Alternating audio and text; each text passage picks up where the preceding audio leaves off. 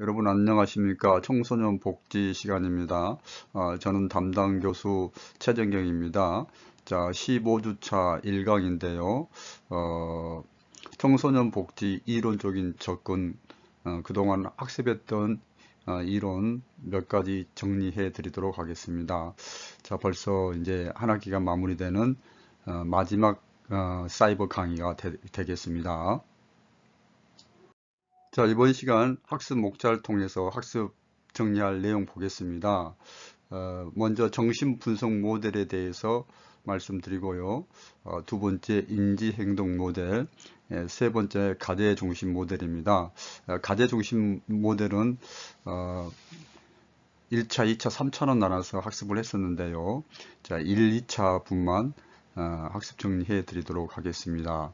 자, 여러분 그동안 학습이 끝나면은 제가 또 학습 정리를 해 드렸었는데요. 그 내용을 다시 편집을 해서 제공을 하도록 하겠습니다. 정신 분석 모델에 대해서 학습했는데요. 인간관을 살펴보면은 결정론이라는 거죠. 행동, 사고, 감정들이 이제 성적 본능과 공격적인 본능에 의해서 결정이 된다는 거. 자, 비합리성.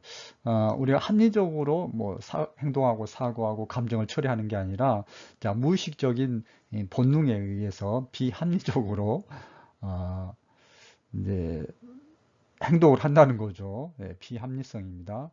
자, 전체주의, 원초와 초자와 세 가지의 성격 구조가 상호 역동적으로 우리 한 개인의 인간 에, 행동을 하는데 작용을 한다는 게 전체주의입니다. 자, 유전론. 자, 인간은 환경의 영향은 2차적인 거고 생물학적인 유전의 결과에 의해서 결정이 된다는 게 유전론 쪽인 결정론을 가지고 있는 게 정신 분석 모델의 인간관이입니다. 자, 정신 분석 모델 이제 기본 개념, 성격 구조에 관해서 좀 자세하게 설명을 드렸었는데요. 성격이 원초가 있는데 이드는 쾌락의 원리가 작동이 되는 거고, 일단 초자아는 슈퍼에고는 양심의 원리가 작동되는 겁니다. 이 이드와 슈퍼에고를 중재하는 것, 성격에 중재하는 에고는 현실의 원리가 작동된다는 거. 자, 원초와 자아, 초자아가 역동적으로 움직이고 있다는 거 좀 이해하시기 바랍니다. 자, 성격의 역동성에 대해서 학습을 했는데요. 원초와 자아, 초자는 항상 이제 갈등 관계에 있다는 거죠. 이 갈등 관계에 있다는 것은 사람이 이제 불안하게 되는데 그 불안을 극복하기 위해서 방어 기제를 이제 사용하게 됩니다. 자, 현실을 애곡함으로써 불안에 이제 대처하는 방법이 방어 기제이죠. 자, 무의식적으로 이제 발동이 되는 겁니다. 자, 방어 기제에 대해서 학습을 했습니다. 자, 주지와 반동 형성, 자, 억압, 전이, 이 보상에 대해서 학습했습니다. 꼭 기억하시기 바랍니다. 자, 그리고 퇴행, 투사, 동일시, 승하, 합리화에 대해서도 학습했습니다. 자, 이번 시간 학습한 내용을 학습 정리해 드리도록 하겠습니다. 자, 정신분석 모델 기본 개념 가운데서 프로이드의 성격 발달 단계에 대해서 학습했습니다. 보시면은 발달 단계 첫 번째로 구강기에 대해서 학습했습니다. 자, 리비도가 입에 집중한다 그랬죠. 여기서 말하는 리비도라는 것은 심리 성적 에너지를 리비도라는 거죠. 이렇게 심리 성적 에너지가 구강기에는 입에 집중이 되어 있다는 거죠. 자, 엄마 젖을 빨면서 외부 대상과 처음으로 애착 관계를 형성하게 되는 게 주된 특징입니다. 자, 성격 특징도 여러분 기억하시고요. 자, 리비도가 항문에 집중되어 있는 걸 항문기라고 합니다. 1세부터 3세의 연령에 해당되고요. 배설물의 보유와 배설을 통하여 속력을 충족하고 적절한 배변 훈련을 통해서 사회적 통제를 배우게 되는 게 항문기에 해당이 됩니다. 자, 난근기입니다. 3세에서부터 6세까지에 해당이 되고요. 리비도와 성기와 이성 부모에 집중하는 시기가 난근기입니다. 여러분 이제 여러 가지 특징이 있는데 거기서도 초자아가 발생된다는 거죠. 양심의 원리, 쾌락의 원리가 원초하고 현실의 원리가 자아라면은 초자아는 양심의 원리, 도덕의 원리를 따라 움직이는 게 초자아인데 이런 초자아가 부모와 관계 속에서 초자아가 발생하게 됩니다. 자, 여러분 오이디푸스 콤플렉스와 일렉트라 콤플렉스에 대해서도 기억하시기 바랍니다. 자, 세 번째 단계 잠복기입니다. 7세부터 12세에 해당이 되고요. 리비도가 잠복이 되어 있습니다. 이 시기에는 주로 이제 친구에 대해서 관심이 많아지고 이제 성적 욕망은 뚜렷하게 표출되지 않는 시기가 잠복기입니다. 자, 생식기, 청소년기에 해당이 되겠죠.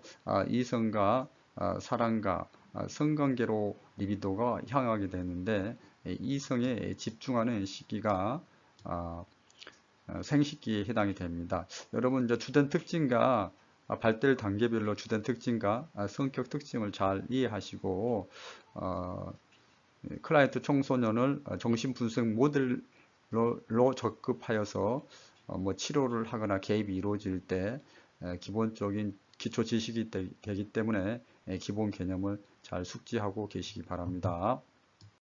정신분석 모델의 개입의 목표의 핵심은 무의식을 의식세계로 끌어내는 거죠. 무의식을 의식화시켜서 그 해석을 통하여 클라이언트의 심리적인 문제를 해결해 주는 게 정신분석 모델의 핵심입니다. 정신분석 모델을 이용한 청소년 지도 치료 방법 가운데서 계획 과정 초기 단계입니다.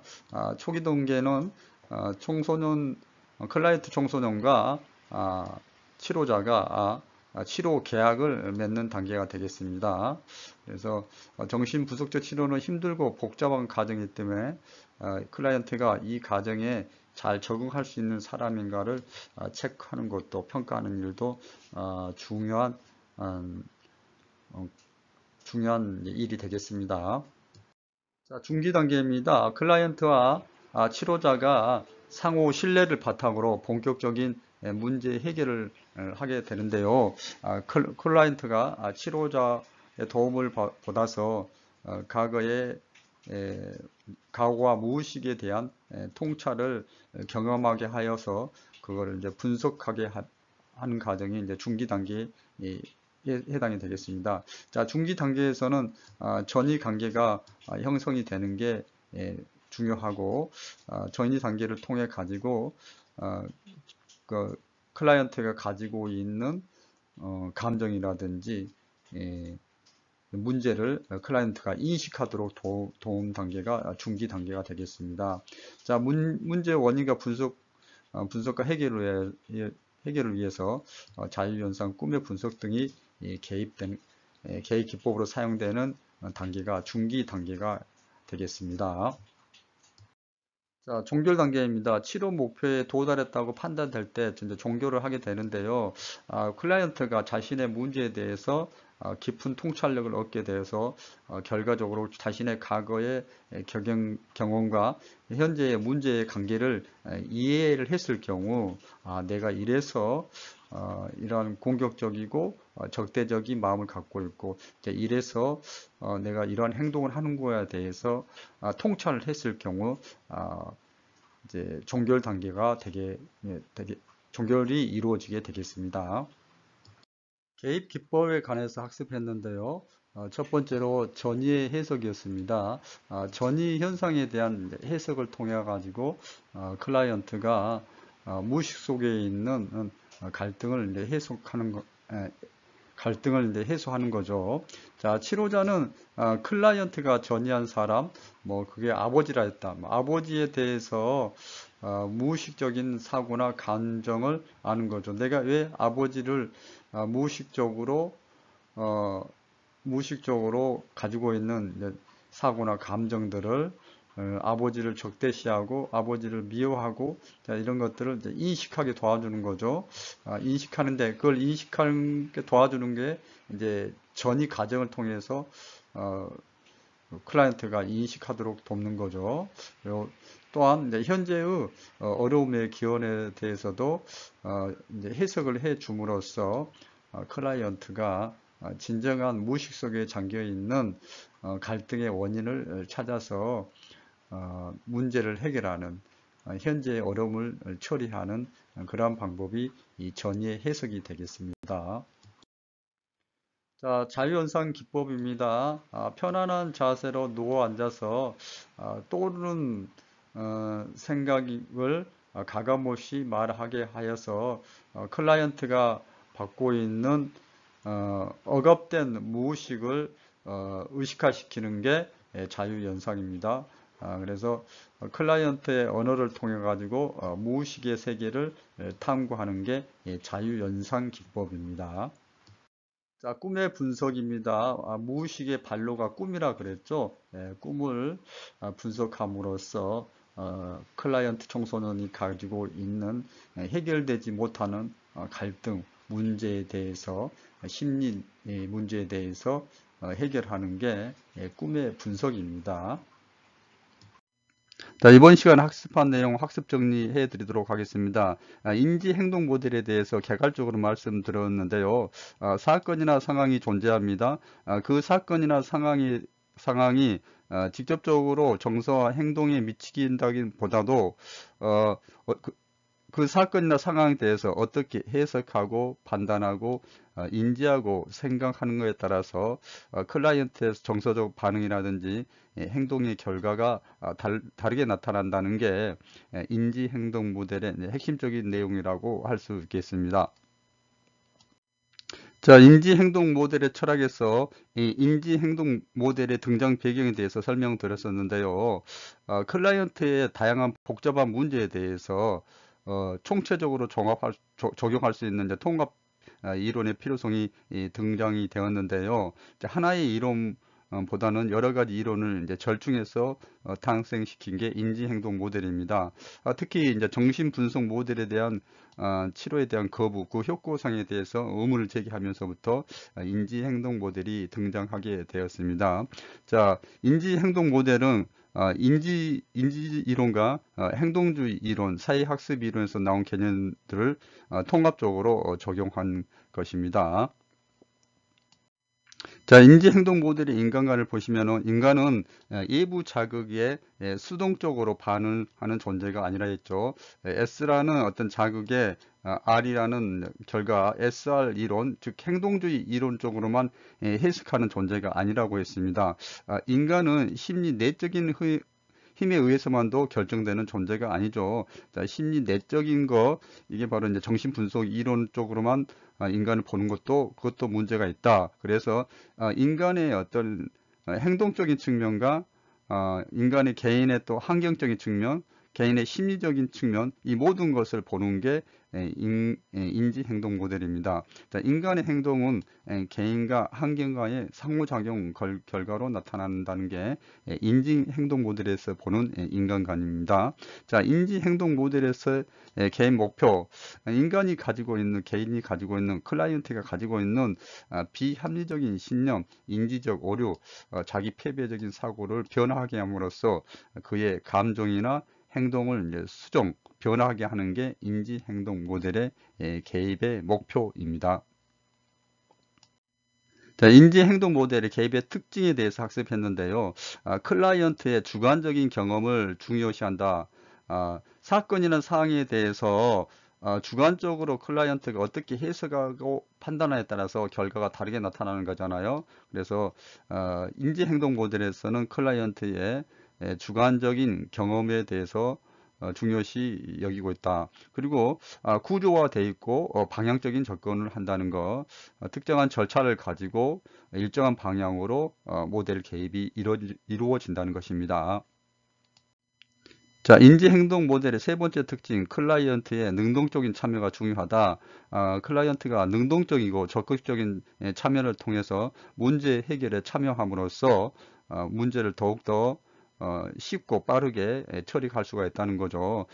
치료 사항뿐만 아니라 일상생활에서도 클라이언트는 인지적인 기법, 또 행동적인 기법, 정서적인 기법들을 동원해서 변화하고자 노력을 해야 됩니다. 그래서 클라이언트의 능동적이고 적극적인 참여가 인지 행동 모델의 개입의 특징입니다. 자, 인지 행동 모델은 이제 교육적인 접근이라 그랬어요. 교육적인 접근, 교육 모델이란 게 무슨 내용이냐? 자, 인지 행동 모델은 클라이언트하고 같이 치료가 이루어지기 위해서는 인지 행동 모델이 무엇이고, 인지 행동 뭐 개입 절차라든지, 그리고 인지 행동 개입 기법 등에 대해서 교육을 시켜서 그런 것들을 할 수 있도록 하는 게 인지 행동 모델입니다. 뭐 체계적 둔감하면은 체계적 둔감을 했을 때 용어 자체도 어렵지 않습니까? 그에 설명해주고 체계적 둔감화가 어, 어떻게 이루어지는지를 설명해 줘야 되겠죠. 이렇기 때문에 인지행동 모델은 교육적인 접근, 교육적인 모델이라고 이제 설명드릴 수가 있습니다.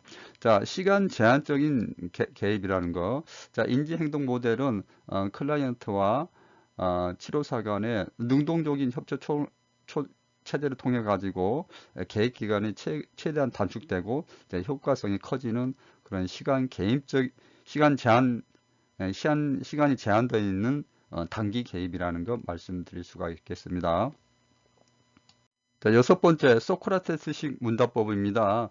자, 예전에 철학자도 소크라테스가 철학적인 진리를 깨닫을 때 계속 제자들과 질문을 통해 가지고 진리에 이르게 했습니다. 그래서 진리는 너무 거창하고 우리 인지행동 모델 소크라테스 문답법에서는 뭐 진리를 깨닫는 게 아니라 스스로 이제 자각하는 거, 자, 그 정도로 이해하시면 되겠습니다.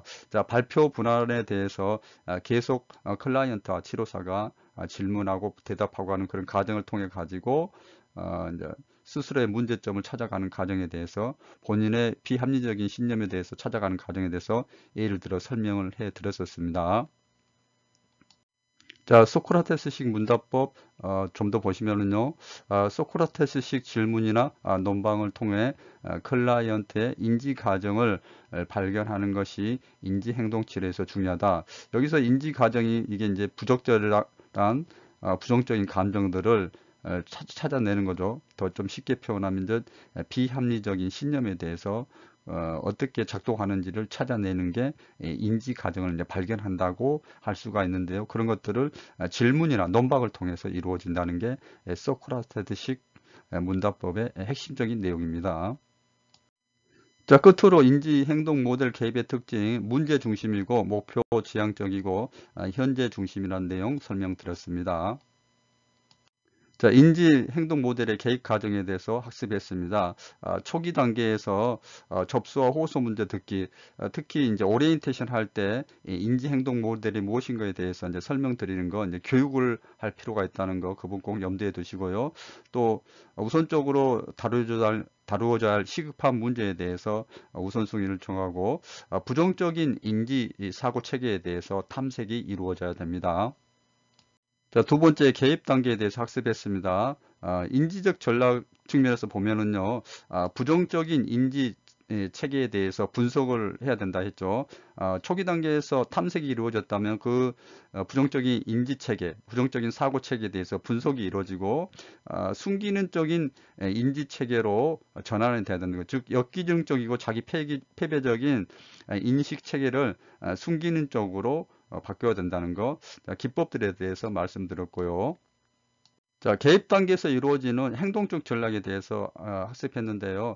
클라이언트의 행동 연습을 가르치고 격려하여 성공을 확신시켜주고 실수를 교정하는 것에 대한 적절한 제언을 해준다. 그래서 대표적인 기법으로 시험과 체계적 둔감에 대해서 학습했습니다. 예, 개입 단계 정서적 전략으로 이한 훈련에 관하여 학습을 했습니다. 부조국 정서를 제거하는 방법으로 클라이언트에게 숨을 깊게 들이쉬고 근육을 이완시키는 법 등을 가르치는 게 이한 훈련입니다. 자, 종결 단계입니다. 개입의 효과성 및 목표 달성 정도를 평가하는 것이죠. 문제가 됐던 그런 역기능적이고 자기 패배적이고 비합리적인 그런 신념, 사고 체계에 대해서 어느 정도 합리적인 그런 사고 체계로 변환되는지를 평가하는 게 종결 단계입니다. 자, 이번 시간 앨리스의 합리적 정서 치료에 관하여 학습했습니다. 학습한 내용 학습 정리해 드리도록 하겠습니다. 자, 앨리스의 합리적 정서 치료 등장 배경을 보시면은요, 앨리스는 정신분석학자들이 치료할 때 너무나 과거에 치우쳐서 과거의 경험이나 문제를 가지고 문제를 해결하는 것에 반대하고, 또한 장기간에 걸친 정신분석학적 치료가 정말 인간 행동의 변화, 또 인간의 문제를 해결하는데 도움이 되는가에 의문을 제기했습니다. 그래서 정신분석적 접근보다 좀 더 직접적이고 지시적이며 실생활상의 문제를 다룰 수 있는 그러한 이론을 찾게 됐는데, 과거가 아닌 현재에 부딪히면서 현재 상황에서 발생하는 문제를 해결할 수 있는 이론을 찾게 되었고, 또한 그 현재 상황에서 문제를 확실하게 해결할 수 있다는 그런 확신을 가지고 합리적 정서 치료를 이제 개발하게 되었습니다. 기본 가정에 관해서 학습했는데요. 인간의 사고와 정서는 이제 상호 관계가 있고, 또한 인간의 정서와 행동은 이제 사고에 의해서 나온다는 게 기본 가정입니다. 자, 인간이 지니는 부정적인 감정들과 심리적 증상들은 비합리적인 신념 체계에서 비롯된다는 게 기본 가정이고요. 이제 정신적인 문제, 심리적인 이제 장애는 어떤 사건에 대해서 절대적인 평가를 하려는 데서 발생을 한다고 얘기하고 있습니다. 반드시 뭐뭐 해야 된다는 당위적인 사고를 가진 사람들이 심리적인 어떤 정신적인 문제를 안고 있다는 거죠. 그래서 당위적인 사고를 이제 유연한 사고로 바꿔라. 자, 이게 앨리스의 합리적 정서 치료의 핵심이라고 할 수 있겠습니다. 특징에 대해서 학습했는데요. 비합리적인 신념 체계를 수정하기 위해서 인지, 정서, 행동 기법을 통합해서 다차원적으로 접근해서 치료가 이루어진다는 거. 자, 인간에 대한 관점, 특징하고도 연결이 되는데요. 인간은 본래 비합리적으로 생각하는 경향이 있지만 자신의 비합리적인 사고를 합리적인 사고로 바꿀 수 있다는 그런 낙관적인 견해를 가지고 있는 게 합리적 정서 치료의 인간관입니다. 자, 앨리스의 합리적 정서 치료의 이제 핵심적인 개념이 이제 비합리적인 신념인데요. 비합리적인 신념에 대해서 앨리스는 인간의 사고와 감정은 서로 연관되어 있으며 부정적인 감정과 심리적 증상들은 비합리적 신념에 기인한다고 보고 있습니다. 자, 비합리적인 신념에는 반드시 뭐뭐 해야 된다, 절대로, 모든, 완전히 등의 사고를 저변에 깔고 있다는 것. 자, 비합리적인 신념이 이제 앨리스 합리적 정석 치료의 이제 대표적인 이제 개념인데요. 좀 더 학습했던 내용을 살펴보도록 하겠습니다.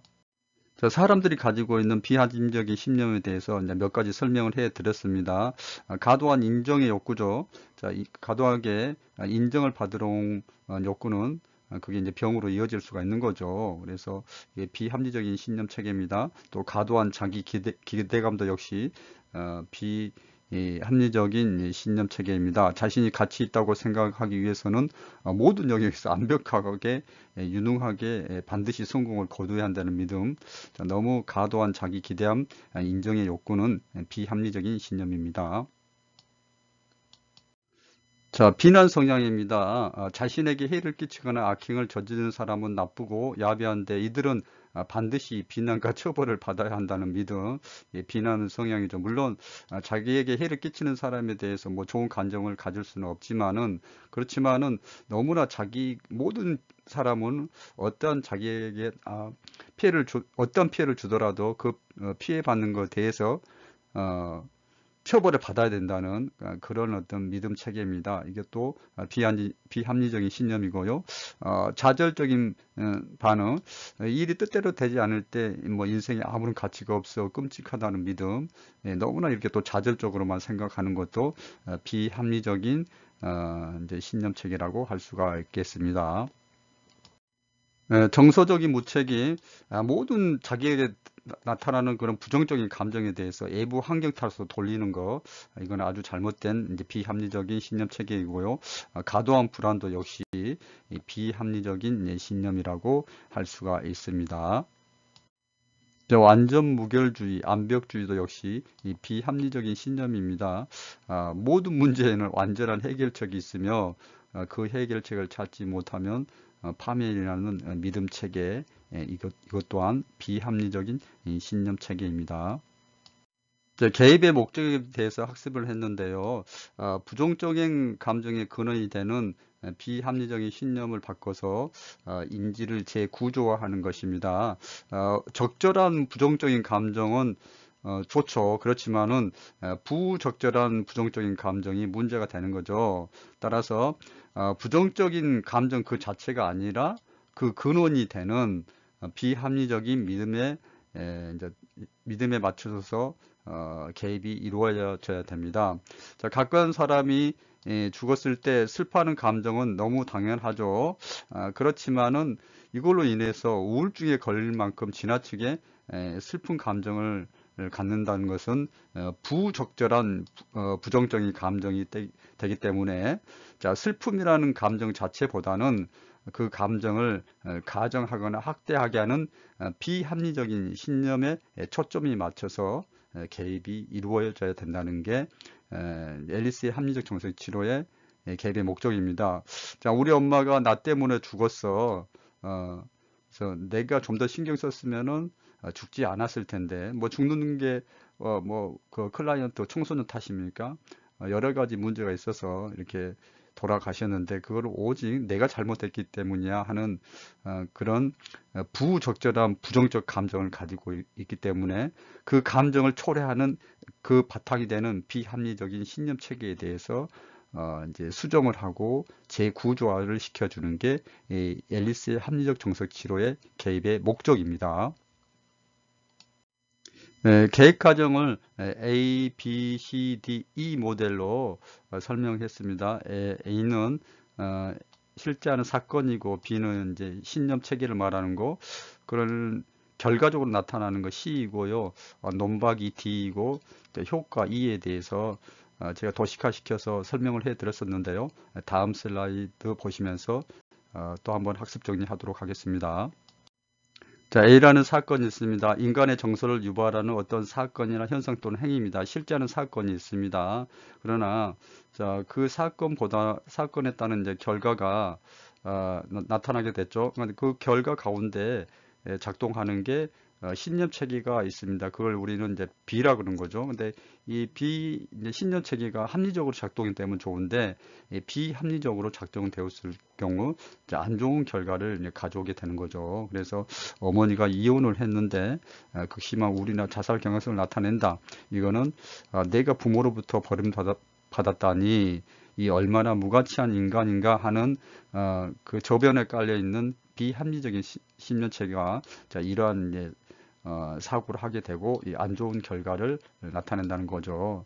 그래서 C는 정서적 행동적인 결과이죠.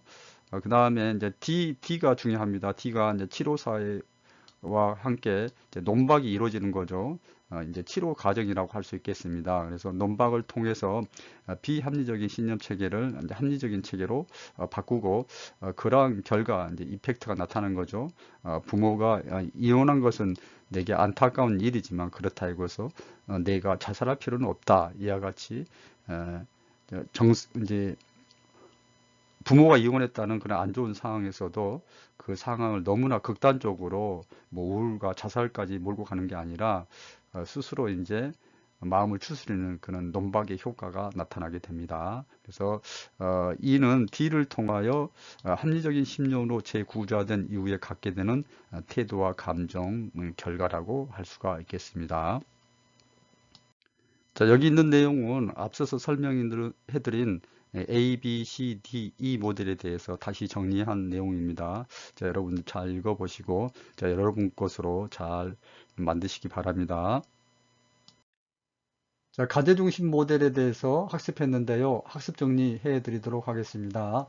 정신분석 모델이나 심리사회 모델이 인간의 심리, 내적 갈등에 대해서 통찰하고 그런 과정을 통해서 문제를 해결하는 그런 모델인데요. 그게 문제의 원인에 이제 포커스를 맞추는 그런 모델이 되겠죠. 물론 이제 원인뿐만 아니라 문제 자체도 다르긴 다르는데, 자, 원인에 이제 초점이 많이 있는 거죠. 그와는 다르게 가제 중심 모델은 또는 위기개입 모델, 인지행동 모델은 문제 자체 해결에 이제 초점을 둔다는 거죠. 문제 자체를 해결을 마음속에 깊이 있는 그 심리적인 내적 갈등을 다루는 게 아니라 드러난 문제 자체를 해결해 주는 게 가제 중심 모델, 위기 개입 모델, 인지 행동 모델이라는 거.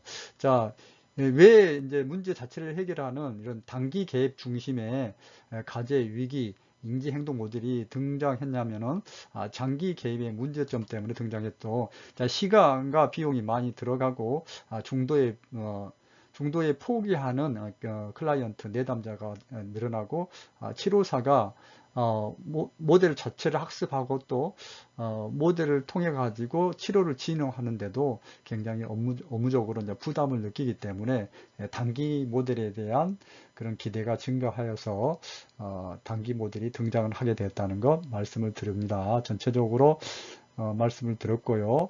좀 세세하게 학습한 내용 보겠습니다. 자, 가제 중심 모델 등장 배경에 대해서 학습을 했는데요. 70년대 초 리디와 앱스타인이라는 시카고 대학교 교수들에 의해서 가제 중심 모델이 이제 개발이 되었습니다.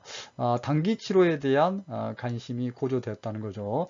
장기 치료에 대한 그런 부담감 때문에 시간적인 비용, 시간적인 부분, 비용적인 부분에서 또 여러 가지 치료사들한테 부담을 주는 것, 내담자들도 별로 효과가 없는 것 같고, 그래서 가제 중심 모델이 등장했다는 거, 집중적이고 구조화된 형태라는 거, 굉장히 체계화되어 있다 그랬죠. 전통적인 장기 이용의 효과상을 입증하지 못했다는 비판이 있다는 거. 정통적인 심리사회 모델이라든지 정신분석 모델이 뭐 효과성이 전혀 없다는 게 아니지만은 실질적으로 드러나는 효과성들을 많이 입증을 못했다는 거죠. 자, 이론보다는 경험적 자료를 통해 기초를 마련하는 움직임 등의 결과로 나타나는 거예요. 자, 이론을 너무 정신분석 이론 같은 경우에 이론을 너무 이론에 집중하다 보니까 경험적인 자료, 실제적인 그런 개입 활동을 이제 무시를 하게 되는데요. 경험적인 자료, 실제적인 개입을 통해 가지고 효과를 검증하고 효과를 보고 하는 게 가제 중심 모델입니다. 자, 시간 제한적인 단기 개입이라는 거, 하나의 세션, 면접을 세션이라고 표현합니다. 주 1회 하나의 세션에서 4개월 이내로 이제 종료하게 되는데요. 아주 계획적이고 구체화된 단기적인 접근이다. 자, 클라이언트가 인식한 문제라 했죠. 내가 클라이언트가 명확하게 문제라고 인식하는 문제에 포커스를 맞춘다는 거. 자, 문제 중심이라는 거. 자, 이 문제를 표적 문제라고 그렇게 설명했는데 또 주요 개념 설명 드릴 때 표적 문제는 설명을 해 드리도록 하겠습니다. 자, 두 번째 특징이 문제 중심이었다면 세 번째는 가제 중심입니다. 자, 하나의 세션 안에서 클라이언트는 그 가제를 가지고 목표를 달성하게 되는 거죠. 가제가 중요하죠. 그래서 치료사는 클라이언트가 가제를 수행할 수 있도록 도움을 줘야 됩니다. 자, 세션이라는 표현을 여러분 기억하시면 좋겠습니다. 자, 협조적인 관계, 치료자와 클라이언트는 협조적인 동맹 계약 관계를 형성하고 클라이언트를 지원하고 원조를 해야 됩니다. 역시 클라이언트도 자신의 문제에 대해서 정확하게 문제를 제시하고 또 가제 수용을 하기 위해서 열심히 이제 치료에 참여를 해야겠죠.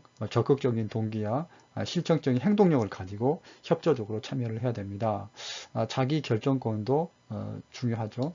클라이언트가 내가 문제라는 거라고 인정하는 게 문제라 그랬죠. 클라이언트가 자기가 문제라고 인정한 문제에 한정하여서 접근한다는 거. 클라이언트의 클라이언트가 동의야, 문제야, 해결 방법. 자, 이게 바로 구체적인 이제 과제에 해당이 되겠죠. 자, 이런 것들을 다 클라이언트가 스스로 결정할 수 있도록 하는 게 과제 중심 모델의 특징입니다. 과제 중심 모델은 대개 구조화되어 있고 체계적인 접근이 이루어진다고 말씀을 드렸습니다. 근데 이게 구조화되어 있다는 건 다른 모델에 비해 상대적으로 더 구조화되어 있다는 것입니다.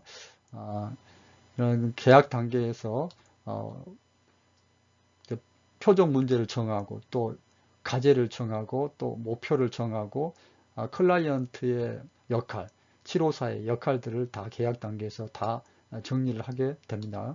자, 서면으로 이제 계약을 하게 되는데 그런 것들에 대해서 이제 학습을 하게 됩니다. 단계적이고 계약서도 작성하고 회기가 일정하고 딱 정해진 틀이 꽉 짜여져 있다. 그래서 과제 중심 모델은 구조화되고 체계적인 접근이 이루어진다고 얘기를 하고 있습니다. 다시 한번 말씀드리지만은 다른 모델에 비해 상대적으로 더 매우 구조화되어 있다. 심리사회 모델이라든지 정신분석 모델이 구조화되어 있지 않다는 얘기는 아닙니다. 과제 중심 모델의 기본 전제입니다. 기본 전제. 일시적인 불규정 상태의 문제, 클라이언트가 가지고 있는 마음속 깊이 있는 그런 심리적인 내적 갈등에 대해서 통찰하고 문제를 해결하는 게 아니라 일시적으로 내가 지금 고통을 받고 있는 그 문제로 인해 가지고 나의 몸의 항상성이 깨지고 몸에 불균형이 일어났어. 내가 스트레스를 받아. 내가 너무너무 힘들어. 불안해. 불안정해. 이게 바로 문제입니다. 그래서 지금 현재 드러난 문제를 다룬다는 게 과제 중심 모델의 기본적인 전제. 문제, 내 마음속 깊이 있는 문제를 끄집어내는 게 아니라 지금 현재 드러난 문제, 내가 지금 나를 불안정하게 하고 나를 불균형 상태로 몰고 있는 그런 문제. 그런 문제가 어떤 문제가 있을까요? 청소년들이 지금 현재 학업 문제라든지 학업에 오는 스트레스, 친구 관계에서 오는 스트레스, 또 위기 청소년들이 뭐 학폭을 경험하면서 그런 위기 상황에서 느껴지는 그런 문제들에서 다룬다는 게 가저 중심 모델입니다. 자, 클라이언트 문제들은 변화에 대한 클라이언트 동기와 그가 취하는 행동에 따라 완화될 수가 있습니다. 자, 장기 개입보다는 단기 개입이 문제 해결에 더 반드시 효과적인, 장기 개입이 단기 개입보다 문제 해결에 반드시 더 효과적인 것은 아니라는 전제에 계속 되풀이해서 말씀드리고 있습니다. 자, 사람들은 과거의 상처를 되풀이하지 않고 갈등 해소와 현재의 현재의 문제 해결에 집중할 수 있는 능력을 가지고 있죠. 자, 과거에 온갖 나를 상처 주고 나를 분하게 했고 나를 어렵게 했는 그런 걸 끄집어내는 게 아니라 현재에 드러나고 있는 문제에 집중할 수 있는 그 문제를 해소함으로써 내가 안정된 상태, 균형된 상태를 취하게 되는 게 바로 치료가 이루어졌다. 라고 얘기할 수 있는 거죠. 그래서 현재에 느껴지는 문제, 현재의 클라이언트에게 주어지는 문제를 해결하는 게 과제 중심 모델입니다. 과제 중심 모델의 주요 개념에 관하여 학습했습니다. 표적 문제에 관하여 학습했는데요. 표적 문제는 클라이언트가 제시하는 문제 또는 해결하고자 하는 문제를 말합니다. 자, 표적 문제는 이제 3개까지 선정을 할 수가 있고요. 자, 3개까지 선정해서 단기간에 시간적인 제한을 가지고 단기간에 개입이 이루어집니다. 표적 문제 선정 기준은 클라이언트가 인정한 문제, 클라이언트 자신의 노력으로 해결 가능한 문제, 아주 구체적인 문제를 표적 문제로 삼을 수가 있습니다. 자, 표적 문제 선정 시 주의할 사항에 대해서 학습했는데요. 표적 문제를 선정할 때 클라이언트의 견해가 최대한 반영돼야 한다는 거. 자, 더욱더 중요한 부분은 하나의 표적 문제에 대하여 하나의 목표를 설정한다는 겁니다. 표적 문제와 목표는 클라이언트 입장에서 주어와 소로 형식을 갖추어서 주어와 서술의 형식을 갖추어서 구체적으로 표현을 해야 되는데요. 바람직하지 못한 표정 문제, 분노 조절을 하지 못함. 이게 뭐 크게 뭐 잘못된 표현은 아니지만은 표정 문제를 기술할 때는 구체적으로 기술해야 하기 때문에 다음과 같이 기술하면 됩니다. 땡땡이는 엄마에게 꾸중을 들을 때 화가 나면 물건을 집어 던진다. 이와 같이 주어와 서술을 형식을 갖춰서 구체적으로 표정 문제는 기술을 해야 된다는 거. 표정 문제 하나의 목표가 주어진다는 거. 표정 문제가 3개가 있으면은 3개의 목표가 주어지고 그에 따른 과제는 뭐 하나의 문제에 대해서 여러 가지 과제가 있을 수가 있죠.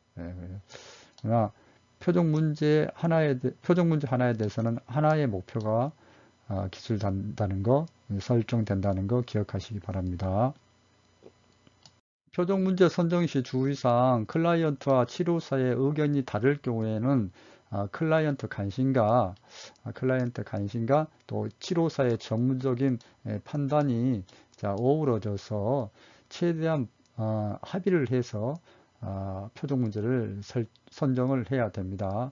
자, 클라이언트가 아주 중요하게 생각하고 있으며 현실적으로 즉각적으로 변화 가능한 것부터 표정 문제를 선정해야 된다는 거.